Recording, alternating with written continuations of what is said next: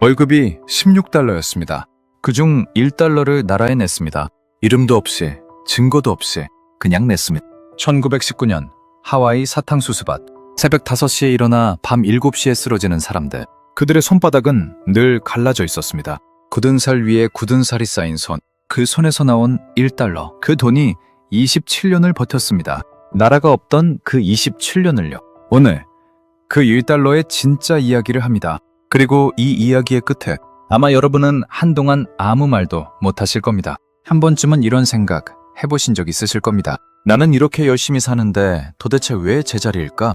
아침에 일어나 출근하고 퇴근하고 밥 먹고 또 자고 또 일어나고 이 반복이 무슨 의미인지 가끔은 모르겠다는 생각. 그런데 오늘 소개할 사람들은 그 질문조차 사치였습니다. 그들에게 주어진 건 하나였습니다. 하루 10시간 떼약볕 아래 사탕수수밭. 그리고 한 달 16달러. 그들은 그 열악한 조건에서 단 한 가지 선택을 했습니다. 그 선택이 이후 어떤 결과를 낳았는지 아마 대부분의 한국인들은 제대로 알지 못합니다. 오늘 이 이야기를 듣고 나면 여러분이 지금 서 있는 이 땅이 전혀 다르게 보일 것입니다. 그런데 진짜 충격은 아직 시작도 안 했습니다. 1903년 1월 13일 인천 제물포 항구에서 배 한 척이 출발했습니다. 배의 이름은 갤리코. 타고 있는 사람은 102명. 행선지는 하와이 호놀룰루. 이들은 관광객이 아니었습니다. 유학생도 아니었습니다.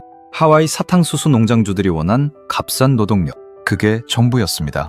당시 하와이 사탕수수 농장에는 일본인 노동자들이 가득했습니다. 그런데 그들이 파업을 시작했습니다. 임금을 올려달라고. 농장주들은 고민했습니다. 파업을 깰 대체 인력이 필요했습니다. 그렇게 선택된 것이 조선 사람들이었습니다. 102명이 먼저 왔습니다. 그 소식이 퍼지자 더 많은 사람들이 왔습니다. 1905년 일본이 강제로 이민을 중단시킬 때까지 총 7,626명이 하와이로 건너갔습니다. 그들이 배정된 곳은 하와이 섬, 마우이 섬, 오아후 섬, 카우아이 섬, 30여 곳에 흩어진 사탕수수 농장이었습니다. 독립기념관 기록. 월간 독립기념관 2019년 자료에 따르면 남자 하루 임금 65센트, 여자와 아이들 50센트, 한 달 25일을 꼬박 일하면 손에 주는 돈은 약 16달러. 16달러. 1919년 기준으로 샌프란시스코에서 방 한 칸을 빌리기도 빠듯한 돈이었습니다. 그들은 새벽 5시에 눈을 떴습니다. 해가 지고서야 쉴 수 있었습니다. 농장주는 한국어를 몰랐습니다. 한국인 노동자들은 영어를 몰랐습니다. 서로의 말을 알아듣지 못해도 일은 해야 했습니다. 사탕수수를 벨 때는 손목이 먼저 떨렸습니다. 잘못 빼면 손가락이 날아갔습니다. 진짜 날아간 사람도 있었습니다. 그래도 일을 멈출 수가 없었습니다. 고향에 돌아갈 돈이 없었으니까 그냥 거기 있어야 했습니다. 그렇게 그들은 하와이에 뿌리를 내렸습니다. 그런데 1910년 모든 것이 바뀌었습니다. 조선이 일본에 합병됐다는 소식이 태평양을 건너왔습니다. 농장 막사의 소식이 퍼지던 그날 밤 누가 먼저랄 것도 없이 아무 말도 없었다고 합니다. 사탕수수밭 위로 달이 떴고 바람 소리만 들렸다고 합니다. 나라가 없어졌습니다. 그들은 이제 국적도 없는 사람들이 됐습니다. 그런데 여기서 한 가지 질문을 드리겠습니다. 여러분이 그 자리에 있었다면 어떻게 하셨겠습니까? 나라도 없고 돈도 없고 돌아갈 곳도 없는 그 처지에서 이 질문의 답이 이야기의 전부입니다. 그리고 그 답은 생각보다 훨씬 더 놀라운 방식으로 현실이 됩니다. 그런데 진짜 이야기는 지금부터입니다. 이 시작부, 제가 드린 숫자들, 월급 16달러, 하루 65센트. 이 숫자들이 나중에 전혀 다른 의미로 다가오는 순간이 옵니다. 그 순간은 곧 나옵니다. 지금은 기억만 해두십시오. 1919년 3월 1일 조선 땅에서 만세 소리가 울렸습니다. 그 소식은 태평양을 건너 하와이 사탕수수밭까지 전해졌습니다. 당시 하와이와 미국 본토에 흩어져 있던 한인들 합쳐서 약 1만 명 정도. 그중 절반은 아직 농장 노동자였습니다. 3월 13일 새벽 3시 샌프란시스코 국민회 중앙총회에서 긴급 회의가 열렸습니다. 누군가 말했습니다. 우리가 할 수 있는 건 돈밖에 없습니다. 통에는 총알이 있어야 합니다. 독립운동에는 자금이 있어야 합니다. 상하이 임시정부는 지금 아무것도 없습니다. 그렇게 해서 나온 결정이 독립의 연금 모집이었습니다. 그런데 이게 말처럼 쉬운 일이 아니었습니다. 대한인 긴국민회 기록, 한국보훈논청, 2019년 김재기 논문에 따르면 1919년 미주 한인 인구는 채 1만 명이 안 됐습니다. 그중 상당수는 여전히 월급 16달러짜리 농장 노동자였습니다. 그 사람들에게 독립운동 자금을 내달라고 했을 때 돌아온 반응은 생각과 달랐습니다. 얼마를 내야 합니까? 주저함이 없었습니다. 두어 달 고민하지도 않았습니다. 그냥 물었습니다. 얼마를 내야 하냐고? 임시정부는 공식 법령을 만들었습니다. 1919년 6월 15일 재무총장 최재형 명의의 임시징세령. 내용은 단순했습니다. 20세 이상 모든 한국인은 1년에 1달러의 인구세를 납부한다.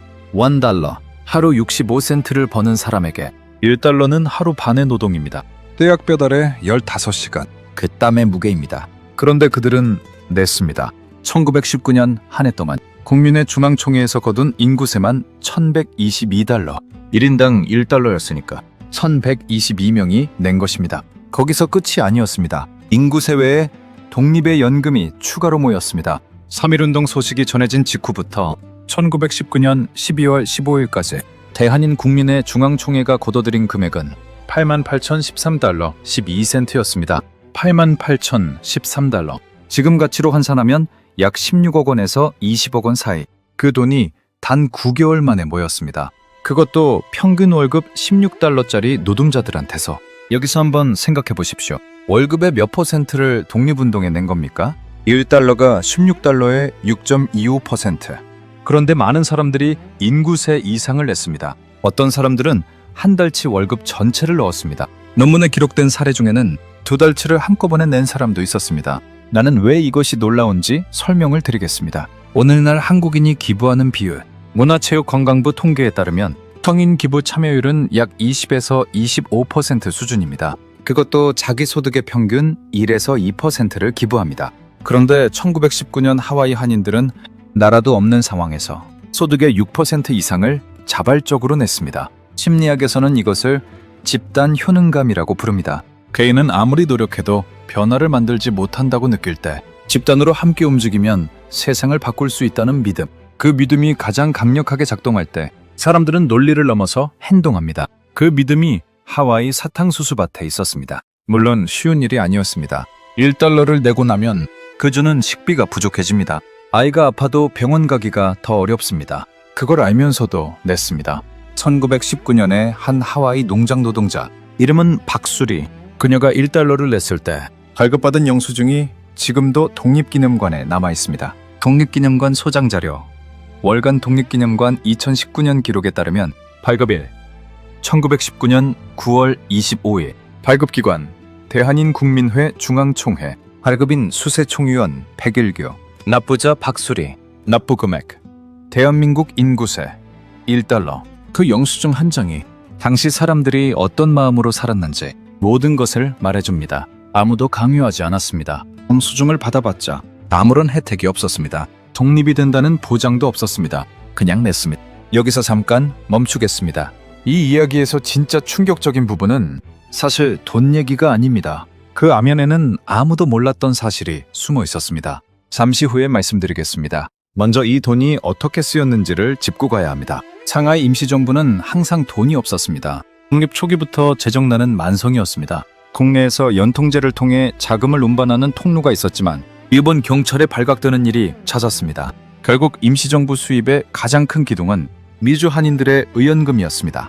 1941년부터 1948년까지 연합회가 거둔 독립금만 14만 9,482달러, 그중 5만 8,202달러가 임시정부 후원금으로 직접 사용됐습니다. 국립 대한민국 임시정부 기념관 기록에 따르면 이 돈으로 임시정부는 활동했습니다. 독립신문을 찍었습니다. 외교 특사를 파견했습니다. 건보권을 훈련시켰습니다.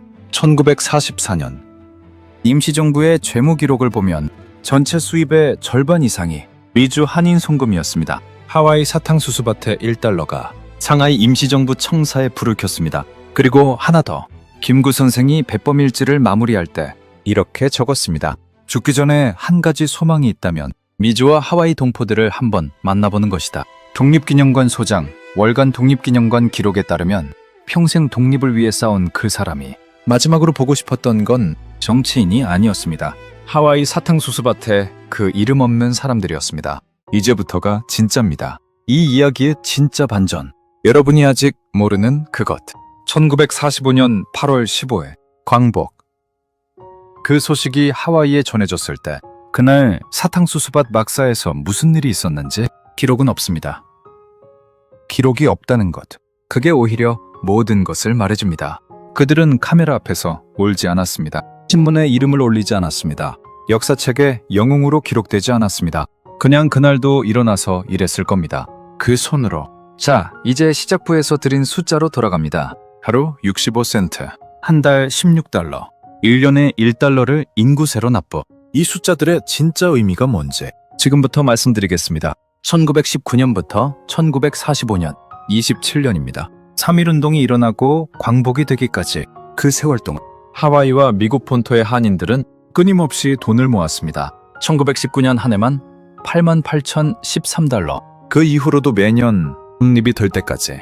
대한인 국민회 한국포훈논총 2019 김재기 기록에 따르면 1941년부터 7년간 모인 돈만 14만 9,482달러. 오늘 가치로 환산하면 약 30억에서 40억 원. 그 돈의 출처는 사탕수수밭 노동자들의 1달러였습니다. 그런데 여기서 한 가지 사실을 더 말씀드려야 합니다. 이것이 바로 오프닝에서 드린 암시의 정체입니다. 그들은 돈만 낸 게 아니었습니다. 한인들이 하와이로 이민 온 건 파업 분쇄 인력으로 불려온 것이었습니다. 일본인 노동자들의 파업 때문에. 그런데 이 역사적 아이러니가 있습니다. 그 일본인들은 한국을 지배하는 일제와 같은 나라 사람들이었습니다. 그리고 한인들은 그 일본인들의 파업을 깨며 번 돈으로 일본 제국주의에 맞서는 임시정부를 먹여 살렸습니다. 지배자를 먹여 살리는 돈으로 지배에 맞서는 자금을 댄 겁니다. 이 사실을 알고 나면 오프닝에서 제가 드린 첫 문장이 다시 보입니다. 월급이 16달러였습니다. 그중 1달러를 나라에 냈습니다. 이 문장이 이제 다르게 들리시지 않습니까?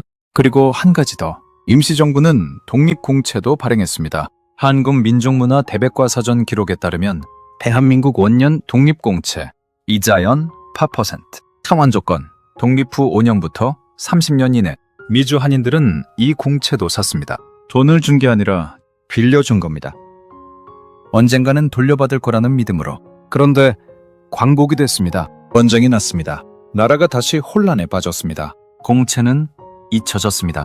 1950년대, 1960년대 공채를 들고 재무부를 찾아간 사람들이 있었습니다.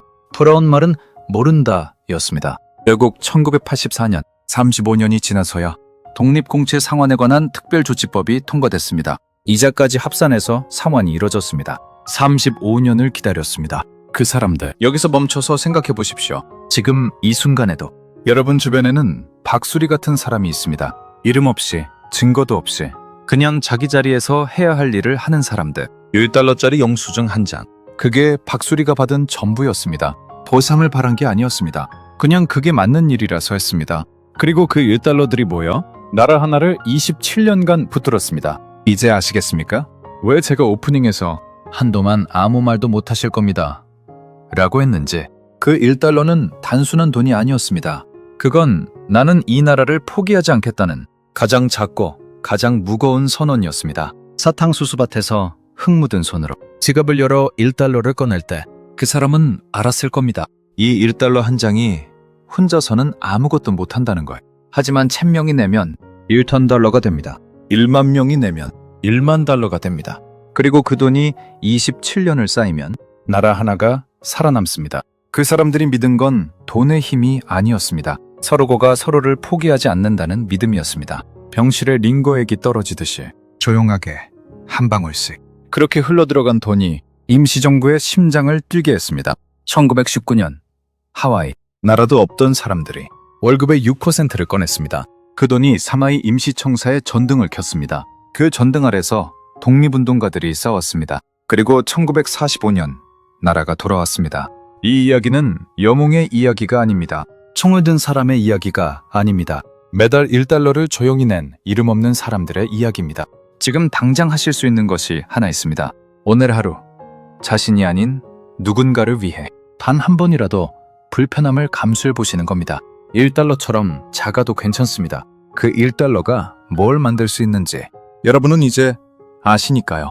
댓글에 이것을 남겨주십시오. 지금까지 살아오면서 이름 없이 누군가를 위해 뭔가를 했던 기억이 있으신가요?